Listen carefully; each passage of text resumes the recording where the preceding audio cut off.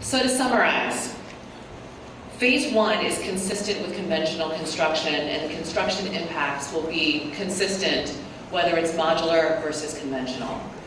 However, in Phase 2 and 3, the reduced on-site duration by approximately 10 months between conventional and modular construction will result in fewer on-site deliveries. That means reduced trucks, reduced traffic and congestion, and reduced on-site activity, which translates into less noise.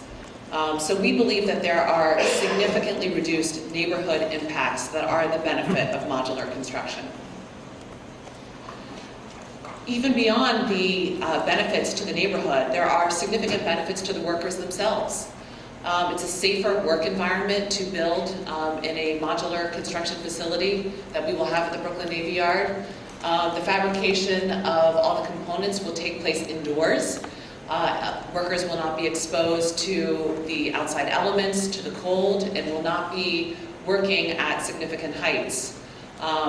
In modular construction, every single apartment is essentially built on the ground floor because it's built on the factory floor. So there are a lot of benefits in terms of efficiency as well as safety. There's significantly less construction waste, which makes modular absolutely more sustainable and respectful of the environment. Materials are pre-cut and kitted to exact specifications and delivered to each modular work cell to reduce waste and trash. Jobs. Let's talk about jobs. Modular construction will require approximately the same number of man-hours as conventional construction. In the fabrication facility that we will be opening in the Brooklyn Navy Yard, there will be approximately 125 union employees employed at that facility, and about 25 supervisory employees for a total staff for B2 of about 150. The fabrication facility jobs will be full-time, that's 40-hour-a-week jobs, and the hiring for those positions will be done in partnership with the Job Training Center at the Brooklyn Navy Yard. By the way, these photos are actually pictures that were taken while we were in the prototyping phase of this project, which has taken place over the last few months, also at a site in the Brooklyn Navy Yard. To continue on the jobs, preference will be given to union apprentice programs like new, construction skills, and helmets to hard hats. Preference is also given to residents of community boards 2, 3, 6, and 8, and to NYCHA residents. The workforce CBA hiring goals remain intact for this project, as they do for the entirety of the Atlantic Yards project, and include 35% minority workers and 10% female workers. So to summarize all of B2, there has been a lot of hard work put into the development and the preparation of this project for a number of years. We've been working very closely with our city and state public partners to launch B2 and to make way for a December groundbreaking. These key activities, milestones, and approvals include a completed Empire State Development design review that has verified that the design of B2 is compliant with the modified general project plan and the design guidelines for this building.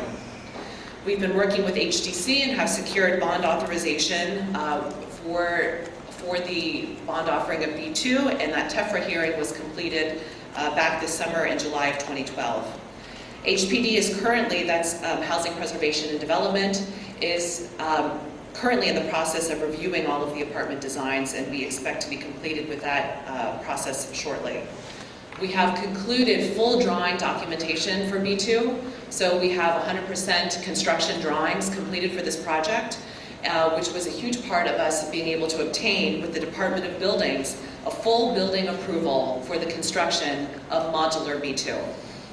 And as I mentioned previously, we have a financing commitment in place that will allow us to break ground and complete the construction of this tower.